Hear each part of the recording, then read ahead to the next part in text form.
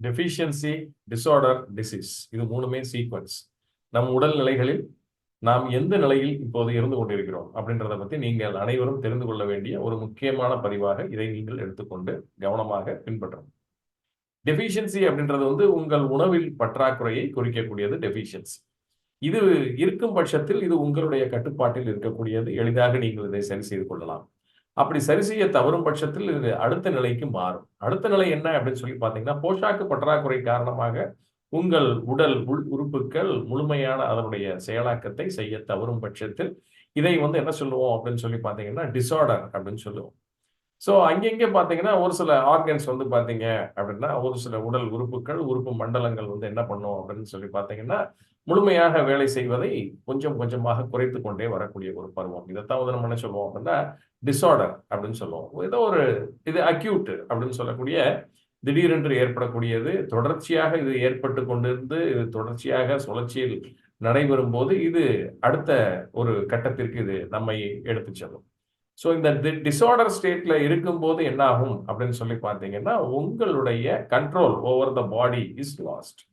இந்த உடலின் மீது நீங்கள் வைத்திருந்திருக்கக்கூடிய அந்த ஒரு ஆளுமை அப்படின்றது கொஞ்சம் கொஞ்சமா குறைந்து கொண்டிருக்கக்கூடியது தான் டிஸார்டர் இல்லைங்களா? வரும் போகும். அப்போது வந்து உங்களுக்கு ஒரு மிகப்பெரிய ஒரு மனோரீதியான அச்சுறுத்தலாக இருக்கும். சரி, இப்ப இந்த டிஸார்டருக்கு அடுத்து என்ன நிலைக்கு போகும்? டிசீஸ் நிலைக்கு போகும். ஸோ டிஸார்டர் ஸ்டேட்ல உங்களுடைய கட்டுப்பாட்டை இழக்கிறீர்கள். உடலின் மீது நீங்கள் வைத்திருக்கக்கூடிய கட்டுப்பாட்டை இழக்கிறீர்கள். மூன்றாவதாக இது எதுவாக மாறும்? டிசீஸ் அப்படின்னா நோயாக மாறுகிறது. இப்ப நோயாக மாறும்போது நீங்க நிச்சயமாக ஒரு மருத்துவரின் கட்டுப்பாட்டிற்குள் சென்றுதான் ஆக வேண்டும். இதுதான் வந்து விதி இல்லையா? அப்ப உடல் ரீதியாக ஆரோக்கியம் அப்படின்றது கெட்டு போறது எந்த பருவங்களில் எப்படியெல்லாம் கெடுகிறதுன்னா இதுதான் 3 ஸ்டேஜஸ். 1 டெஃபிஷியன்சி, 2வது டிஸார்டர், 3வது வந்து டிசீஸ். இத 3 நல்லா ஞாபகம் வச்சுக்கோங்க. ஸோ டெஃபிஷியன்சி நம்ம சொல்லக்கூடிய உணவு போஷாக்கு பற்றாக்குறை காரணமாக எழக்கூடிய ஒரு சில சிறு சிறு உடல் உபாதைகள் உறுதியாக, நிச்சயமாக, முறையாக நாம் தெரிந்து வைத்திருப்போமேயானால் அதை எளிதாக சரி செய்யலாம். தவறும் பட்சத்தில் இது வந்து உடல் உள்ளுறுப்புகள் செயல்பாட்டில் ஒரு சில குறைபாடுகளை கொண்டு வரும். இதைத்தான் நம்ம என்ன சொல்றோம் அப்படின்னா டிஸார்டர் அப்படின்னு சொல்றோம். இப்ப நீங்க உடலின் மீது வைத்திருந்த கட்டுப்பாட்டை இழந்து விட்டீர்கள். இது தொடர்ச்சியாக நடக்கும் பட்சத்துல என்ன ஆகும் அப்படின்னு சொல்லி பார்த்தீங்கன்னா, அடுத்த நிலைக்கு நோய் அப்படின்ற ஒரு தாக்கத்திற்குள் நம்மை எடுத்துட்டு செல்லும். அதுதான் வந்து டிசீஸ். இப்ப மருத்துவரின் கட்டுப்பாட்டிற்குள் நீங்கள் சென்று விடுகிறீர்கள். சரிங்களா? முதல் நிலைகளில் எந்த நோயும் வராமல் நீங்கள் உங்களை தற்காத்துக் கொள்ள வேண்டும்னு நீங்க நினைச்சீங்கன்னா, உங்களுடைய கட்டுப்பாட்டிற்குள் உங்கள் உணவு கட்டுப்பாடு இருக்கும் வரைக்கும் நீங்கள் அதை சாத்தியப்படுத்தலாம். இதை சாத்தியப்படுத்த நீங்க தவறிவிட்டீங்க அப்படின்னா வந்து அடுத்த நிலைகளில் உங்கள் உடலில் ஏற்படக்கூடிய உபாதைகள் டிஸார்டர் இருக்கு பார்த்தீங்களா? உறுப்பு அப்படின்னு சொல்லக்கூடிய ஆர்கன் டிஸார்டர்ஸ் இது எல்லாமே வந்து பார்த்தீங்க அப்படின்னா, உங்கள் ஆளுமையை உங்கள் உடலின் மீது இருக்கக்கூடிய அந்த ஆளுமையை தவறச் செய்யும். 3வதாக நோய் டிசீஸ்க்குள்ள போயிட்டீங்க அப்படின்னா, ஒரு மருத்துவரின் கட்டுப்பாட்டிற்குள் நீங்கள் செல்லத்தான் வேண்டும். அப்போதுதான் நீங்கள் இந்த ஒரு நோயிலிருந்து உங்களால் விடுபட்டு வெளிவர முடியும். அப்ப இந்த 3 விஷயத்தையும் நன்றாக தெளிவாக நீங்கள் புரிந்து வைத்திருக்க வேண்டும். அப்ப எனக்கு வயசாயிடுச்சு, எனக்கு வயதாகி விட்டதால் என்னுடைய உடல் இன்னைக்கு வந்து ஒரு குறைபாட்டை சந்தித்து விட்டது அப்படின்னு நீங்க நினைக்கிறது உண்மை கிடையாது. சரிங்களா? எனக்கு பாரம்பரியமாகவே என் குடும்பத்தார்களுக்கு இன்னென்ன நோய்கள் இருக்கிறது அப்படின்னு நீங்க நினைத்துக் கொண்டு அதனால் எனக்கு இந்த நோய் வந்து விட்டது அப்படின்னு நீங்க நினைக்கிறதும் உண்மை இல்லை.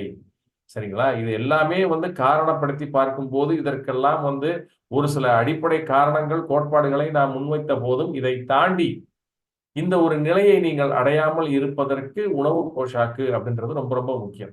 ஸோ கிளினிக்கல் நியூட்ரிஷன் அப்படின்னு சொல்லுவாங்க. General nutrition, clinical nutrition. General நியூட்ரிஷன்ன்றது என்னது? அன்றாட உணவை நாம் சரிவிகித அளவில் எடுத்துக் கொண்டிருப்போமேயானால் அது ஜெனரல் நியூட்ரிஷன். கிளினிக்கல் நியூட்ரிஷன் அப்படின்னா என்ன அப்படின்னா, உணவு போஷாக்கு பற்றாக்குறை வந்த பிறகு இதன் காரணமாக டிஸார்டர் அப்படின்னு சொல்லக்கூடிய உடல் உள்ளுறுப்புகள் செயல்பாடு குறைபாடை சந்திக்கும் போது ஒரு மருத்துவர் கொடுக்கக்கூடிய ஒரு டயட் பிரிஸ்கிரிப்ஷன் தான் வந்து பாத்தீங்கன்னா கிளினிக்கல் நியூட்ரிஷன். அப்ப அந்த நியூட்ரிஷன் மூலியமாக அந்த உணவு பற்றாக்குறையை சமன் செய்து அதன் மூலியமாக உங்கள் உடல் உள்ளுறுப்புகளை மீட்டெடுத்து மீண்டும் செயல்பட வைத்து ஆரோக்கியத்தை மீட்டெடுக்கக்கூடிய ஒரு சிகிச்சையாக இதை வந்து கிளினிக்கல் நியூட்ரிஷன் அப்படின்னு சொல்லி நம்ம பார்க்கணும். சரிங்களா? ஆனா இன்னைக்கு எத்தனை பேர் நம்மில் இந்த உணவு போஷாக்கிற்கு முக்கியத்துவம் கொடுக்கிறோம் அப்படின்னா அநேக பேருக்கு இதுக்கு விடை கிடையாது. காரணம் என்ன? இதை பற்றிய முழுமையான புரிதலோ அறிவோ நம்மிடம் கிடையாது. ஆகையால் தான் இன்னைக்கு நாம வந்து எல்லாருமே வந்து பாத்தீங்கன்னா நோய் அப்படின்ற ஒரு அந்த ஒரு பிடியின் உள் நாம் இருந்து கொண்டிருக்கிறோம். சரி, இப்ப இந்த நோய் எல்லாமே வருவதற்கு காரணம் போஷாக்குகளை நம் உடல் இழந்து கொண்டிருப்பதற்கு ஒரு முக்கிய காரணமாக அமையக்கூடிய ஒரு இதாக நாம் பார்க்கிறோம் என்று. அப்ப இந்த போஷாக்கள்லாம் நம்மளுக்கு கிடைத்த போதிலும் முறையாக அதை நாம் நம் உடல் அதை கிரகித்துக் கொண்டு முழுமையாக பயன்படுத்துகிறதா அப்படின்றத பார்க்கணும். இன்னைக்கு ரொம்ப சிம்பிளா ஒரு 2, 3 விஷயத்த மட்டும் நான் 2, 3 நோய்களை மட்டும் பற்றி நான் உங்களுக்கு சொல்லிடுறேன். அதுல ரொம்ப முக்கியமானது பாத்தீங்கன்னா, நம் உடலில் தாது உப்புக்கள் மிகவும் முக்கியமான அநேக நேரங்கள்ல சொல்றது உண்டு. 60 வகையான தாது உப்புக்கள் அன்றாடம் நம்முடைய உடலுக்கு தேவையாக இருக்கக்கூடியதாக இருக்கின்றன. அப்ப இதனுடைய இழப்பே பாத்தீங்கன்னா அநேக நோய்களுக்கு காரணம். இப்ப உதாரணமாக எடுக்கிறீங்க அப்படின்னா, கால்சியமும் மெக்னீசியமும் இருக்கு. சரிங்களா? இந்த கால்சியமும் மெக்னீசியமும் மிக முக்கியமாக உங்கள் உடல் இரத்த அழுத்தத்திற்கு மிகவும் கட்டுப்பாட்டை வைத்திருப்பதற்கு மிகவும் முக்கியம். அப்ப இந்த கால்சியம் மெக்னீசியம் குறைபாடு என்ன ஆகும்? உயர் இரத்த அழுத்தத்தை உங்கள் உடம்பில் கொண்டு வரக்கூடியது. மிக முக்கியமாக மெக்னீசியம் குறைபாடு ஒரு ஹைப்பர் டென்ஷனை உங்கள் உடலில் நிச்சயமாக கொண்டு வரும். இப்ப மெக்னீசியம் குறைபாடு விட்டதுச்சு அப்படின்னா மெக்னீசியத்தை நீங்க எப்படி அதிகப்படுத்தி உங்கள் உணவில் எடுத்துக்கொள்ள வேண்டும். அதுக்காக உடனே போய் நீங்க ஒரு சப்ளிமெண்ட் எடுக்கணும்னு நான் சொல்ல வரேன். ஒரு வெளியில போய் ஒரு சிந்தட்டிக் சப்ளிமெண்ட்ஸை நீங்க வாங்கி சாப்பிட்றதுனால மேலும் அது கெடியத்தான் உங்களுக்கு கொடுக்க போயிடும். அதே மாதிரி பாத்தீங்க, இந்த மெக்னீசியம் மிக முக்கியமாக உங்களுக்கு எதுக்கு தேவை அப்படின்னா, இந்த இருதயத்தினுடைய அந்த தசைகள் சுருங்கி விரிவதற்கு மிகவும் அத்தியாவசியமா இருக்கக்கூடிய ரிலாக்ஸ் பண்றதுக்கு மெக்னீசியம் ரொம்ப ரொம்ப தேவை. அடுத்து கால்சியமும் ரொம்ப மிக முக்கியமான ஒன்று. இந்த கால்சியம் எதுக்கு அப்படின்னு சொல்லி பாத்தீங்கன்னா, உங்கள் எலும்பு, பல்லு இல்லைங்களா, இதுக்கெல்லாம் நல்ல ஒரு திடத்தன்மையையும் போன் டென்சிட்டி அதனுடைய ஹெல்த்துக்கு ரொம்பவும் முக்கியமாக இருக்கிறது. இதனுடைய குறைபாடு தான் இன்னைக்கு அநேக பேருக்கு நீங்க லம்பாகோ அப்படின்னு நம்ம சொல்லக்கூடிய லோ பேக் பெயின் இல்லையா, முதுகு வலி, எனக்கு பெயின் ஜாஸ்தியா இருக்குது, ஆர்த்ரைட்டிஸ் வருது, ஒரு 50 வயசுக்கு மேல வருது, 60 வயசுக்கு மேல வருதுன்னா அதுக்கு கால்சியம் டெபிஷியன்சி ஒரு காரணமாக இருக்கக்கூடியதாக இருக்கு.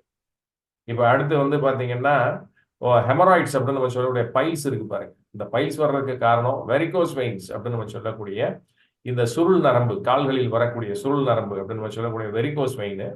அடுத்து பாத்தீங்கன்னா அயோட்டிக் அனியூரிசம் அப்படின்னு சொல்லுவோம். அயோட்டான்றது மிகப்பெரிய ரத்த நாளம், நம்மளுடைய இருதயத்தில் வெளியில் வரக்கூடியது.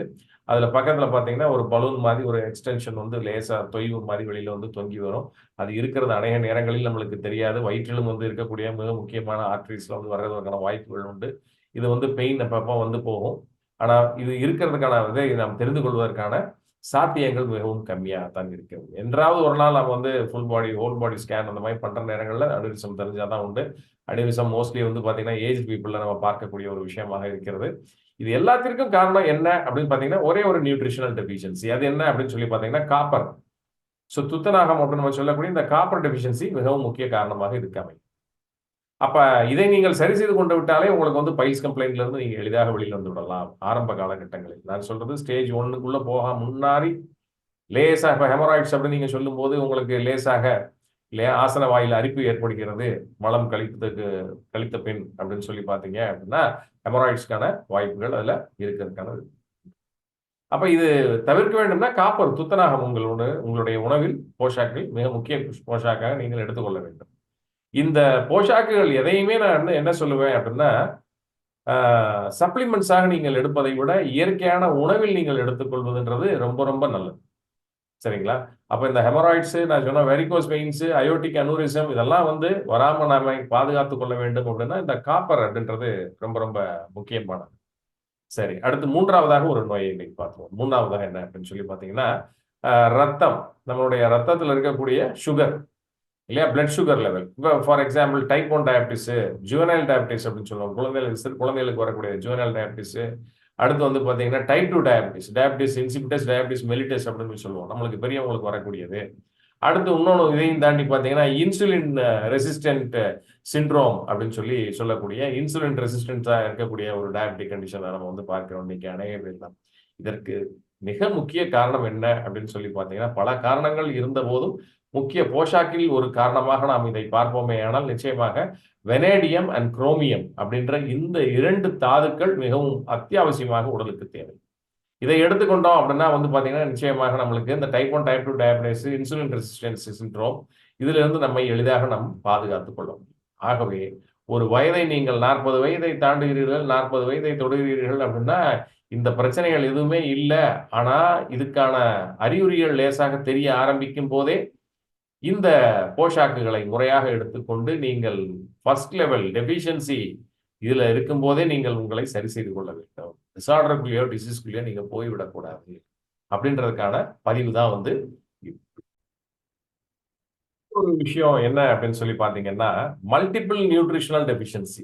பல போஷாக்குகள் குறைபாடு உடலில் ஏற்படும் போது மிக முக்கியமான அறிகுறி என்ன அப்படின்னு சொல்லி பாத்தீங்கன்னா, ஃபுட் கிரேவிங். ஃபுட் கிரேவிங்னா என்ன அப்படின்னா, எப்ப பார்த்தாலும் எதையாவது சாப்பிட்டுக்கிட்டே இருக்கணுன்ற ஒரு உள்ளுணர்வு இருந்து கொண்டே இருக்கும். வாயில போட்டு ஏதாவது சாப்பிட்டுக்கிட்டே இருக்கிறது. இது வந்து என்ன காட்டும்? மல்டிபிள் நியூட்ரிஷனல் டெஃபிஷியன்சி இல்லையா?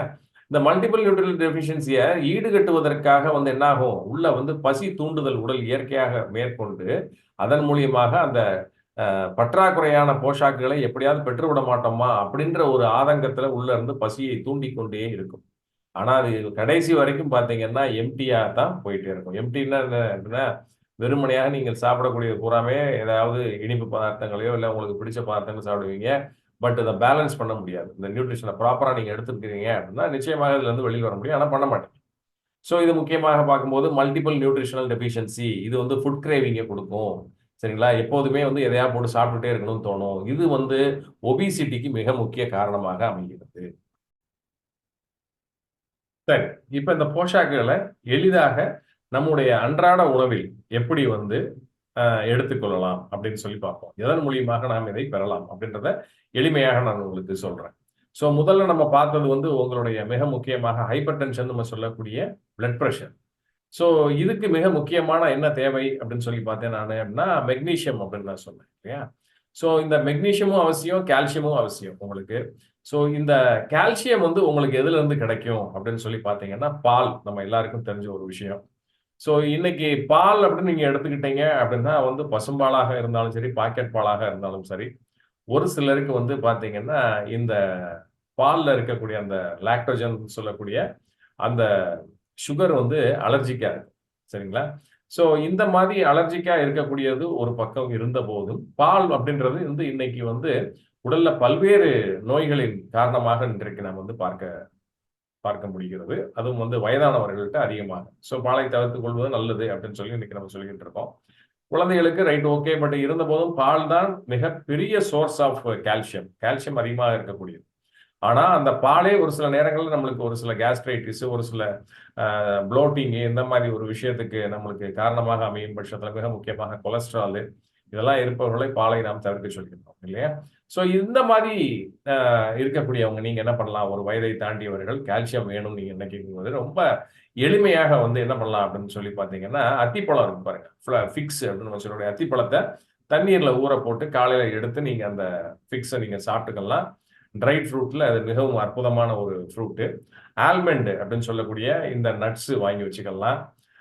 மிகவும் முக்கியமாக இன்னைக்கு எளிதாக மார்க்கெட்ல கிடைக்கக்கூடிய சியா சீட்ஸ் அப்படின்னு சொல்லி இருக்கு. இந்த சியா சீட்ஸை வாங்கி நீங்க உங்களுடைய உணவில் வந்து அன்றாடம் வந்து சமைக்கும் போது அதையும் நீங்க சேர்த்து போட்டு ஒரு சாலடோ ஏதோ நீங்க பண்றீங்க அப்படின்னா இந்த சியா சீட்ஸையும் நீங்க போட்டு ரெகுலரா எடுத்துட்டீங்கன்னா கால்சியம் வந்து நல்லாவே உங்களுக்கு கிடைக்கும் டெஃபினட்டா. இல்ல அப்படின்னா நீங்க மில்க் எடுத்துக்கிறது உங்களுக்கு ஹைப்போலர்ஜிக்கா உங்களுக்கு வந்து நிறைய ஒரு அலர்ஜிக் ரியாக்ஷன்ஸ் உள்ள கொடுக்க லாக்டோஜன் வந்து டாலரன்ஸ் உங்களுக்கு வந்து இல்ல அப்படின்னு சொல்லி இருக்குது அப்படின்ற பட்சத்துல நீங்க வந்து பாலை தவிர்க்க வேண்டிய ஒரு சூழ்நிலை இருக்கும் பட்சத்தில் நீங்க என்ன பண்ணலாம்? மில்க் ப்ராடக்ட்ஸ் இல்லையா? மில்க் ப்ராடக்ட்ஸ் சொல்லும் போது நம்ம காட்டேஜ் சீஸ் இல்லைங்களா? காட்டேஜ் சீஸ் வாங்கிக்கலாம், பட்டரு இல்லைங்களா, யோகர்ட் இதெல்லாமே நீங்க எடுத்துக்கலாம். கால்சியம் நல்ல சோர்ஸா உங்களுக்கு இருக்கும். மிக முக்கியமாக கால்சியம் எதுக்கு தேவை அப்படின்னு சொல்லி பார்த்தீங்கன்னா, உங்களுடைய எலும்பு, பல்கள் இது உறுதியாக இருப்பதற்கு அத்தியாவசியமாக தேவை. இது குறையும் பட்சத்துல முதல் நிலைகள்ல உங்களுக்கு தெரியக்கூடிய உடல் ரீதியான இது என்ன அப்படின்னு அச்சுறுத்தல் என்ன அப்படின்னு சொல்லி பார்த்தீங்கன்னா, லோ பேக் பெயின் முதுகு வலி அதிகமாக இருக்கக்கூடியதாக நாம் இன்று அநேக பேரிடம் பார்க்கிறோம். லோ பேக் பெயின் இருக்கும். அடுத்து வந்து பார்த்தீங்கன்னா, ஜாயிண்ட் பெயின்லாம் இங்க வர ஆரம்பிக்கும். சரிங்களா? நாளடைவில் வயதானவர்களுக்கு இதுவே வந்து ஆர்த்ரைட்டிஸ் வருவதற்கு ஒரு மிக முக்கிய காரணமாக இருக்கிறது. ஸோ கால்சியம் நீங்க இப்படி எளிதாக நீங்கள் எடுத்துக்கொள்ளலாம். மெக்னீசியம் அப்படின்னு சொல்லி பார்த்தீங்க அப்படின்னா, மெக்னீசியத்துக்கு வந்து நிறைய பங்கு உண்டு. இது வந்து இருதயத்துல இருக்கக்கூடிய தசைகளையும் மீதி தசைகளையும் வந்து விரிவடைய செய்யக்கூடியது, ரிலாக்ஸ் பண்ணக்கூடியதுன்றதை தாண்டி 300க்கும் மேற்பட்ட வேலைகள் இதுக்கு வந்து உண்டு. உடல் ஆரோக்கியமாக இருப்பதற்கு, ஆரோக்கியமாக வைத்துக் கொள்வதற்கு மோர் தேன் 300 ஃபங்க்ஷன்ஸ் வந்து இதுல இருக்கு. ஸோ இந்த மெக்னீசியத்தை எளிமையாக நீங்கள் எதிலிருந்து பண்ணலாம்னா நிலக்கடலை. ஸோ நிலக்கடலையை நீங்க வேக வச்ச நிலக்கடலையை டெய்லி நீங்க கொஞ்சம் கொஞ்சம் ஒரு சர்விங் அப்படின்னு சொல்லி கொஞ்சம் ஒரு கப் நிறைய வச்சு நீங்க எடுத்துக்கிட்டீங்க ஈவினிங் ஸ்நாக்ஸுக்கு அப்படின்னா இந்த மெக்னீஷியம் நல்லாவே இருக்கும். சரி, ஈவினிங் ஸ்நாக்ஸுக்கு உங்களால் பீனட்ஸ் எடுத்துக்க முடியல அப்படின்ற பட்சத்தில் ஃபிளாக்ஸீடு, இந்த ஃபிளாக்ஸீடு இன்னைக்கு கிடைக்குது, ஆல்மண்ட் கிடைக்குது, பம்கின் சீட்ஸ்லாம் கிடைக்குது. இந்த சீட்ஸை வாங்கி வச்சுட்டு உங்களுக்கு நேரம் கிடைக்கும் போது ஒரு லேசா கையில தட்டி வாயில போட்டு மென்னுக்கிட்டீங்கன்னா அந்த மெக்னீஷியம் நிச்சயமாக உங்கள் உடலில் நன்றாக போதுமான அளவு ஒரு இருக்க வேண்டிய அளவுக்கு இருக்கும், டெஃபினட்டா கிடைக்கும். ஸோ இதனால வந்து வரக்கூடிய இருதய கோளாறுகள் இல்லையா, பிளட் பிரஷர், இதையெல்லாம் நீங்கள் எளிதாக தவிர்த்து கொள்ளலாம். சரிங்களா? Right, okay. ஸோ ரெண்டாவதாக இந்த காப்பர் துத்தநாகம் நம்ம சொன்னோம் பார்த்தீங்களா, இந்த காப்பர் வந்து உங்கள் உடலில் சேர்வதற்கு நீங்க என்ன மாதிரி உணவுகள் நீங்க எடுத்துக்கணும் அப்படின்னு சொல்லி பார்த்தீங்கன்னா எளிமையான உணவுகள் நான் சொல்றேன். நீங்க வந்து நான்வெஜ் சாப்பிடக்கூடியவராக இருந்தீங்கன்னா கடல் சார்ந்த உணவுகள் அனைத்திலுமே வந்து மிக முக்கியமாக ஷெல்டு ஃபிஷஸ் அதுலலாம் வந்து பார்த்தீங்கன்னா இந்த துத்தநாகம் இருக்கக்கூடியது. வெஜிடேரியனா நீங்க இருந்தீங்கன்னா மஷ்ரூம்ஸ் எடுத்துக்கோங்க. மஷ்ரூம்னு சொல்ல காளான் குஞ்சைகள் இல்லையா, எடிபிள் மஷ்ரூம்ஸ் இதை நீங்க வந்து எடுத்துக்கலாம் தாராளமாக. நட்ஸ்ல வந்து இந்த காப்பர் துத்தநாகம் இருக்கும். அடுத்து மிக முக்கியமாக பார்த்தீங்கன்னா அந்த கிரீன் லீஃபி வெஜிடபிள்ஸ் சொல்றோம் பாருங்க, பச்சையாக இருக்கக்கூடிய பச்சை காய் லீஃபியா இருக்கக்கூடிய வெஜிடபிள்ஸ். ஃபார் எக்ஸாம்பிள் என்ன அப்படின்னு சொல்லி பார்த்தீங்கன்னா இந்த கேபேஜ்ல நிறைய இருக்கும். அதே மாதிரி ஸ்பினாச் அப்படின்னு நம்ம சொல்லக்கூடிய கீரை வகைகள் நீங்கள் சேர்த்துக் கொள்ளும் போது இந்த துத்தநாகம் கிடைக்கும். இதை எல்லாத்த விட ரொம்ப சிம்பிள்ங்க. ஒரே ஒரு காப்பர்ல ஒரு வெசல் வீட்டுல வாங்கி வச்சுக்கோங்க. காப்பர் வெசல் வாங்கி அதுல தண்ணியை ஊத்தி வச்சுக்கிட்டு நீங்க குடிக்க ஆரம்பிங்க. உங்களுக்கு போதுமான காப்பர் உங்களுக்கு கிடைத்து கொண்டிருக்கும். உங்களுக்கு ஹெமராய்ட்ஸ் இருக்கு, வெரிகோஸ் வெயின்ஸ் இருக்குது, அயோட்டிக் அனிரிசம் வந்து டிடெக்ட் பண்ணியிருக்காங்க. இந்த பிரச்சனைகள்லாம் வரக்கூடாது ஏஜிங் காரணமாக அப்படின்னு நீங்க நினைச்சீங்கன்னா டெஃபினட்டா இந்த காப்பரை நீங்க இந்த வகையில் நீங்கள் எடுத்துக்கொள்ளலாம். ஸோ இதன் மூலியமாக நிச்சயமாக உங்களுக்கு இந்த நோய்களில் இருந்து ஒரு நல்ல ஒரு விடிவு கிடைக்கும். இதுல சரி, இப்ப அடுத்த ஒரு இதுக்கு வந்துடும்.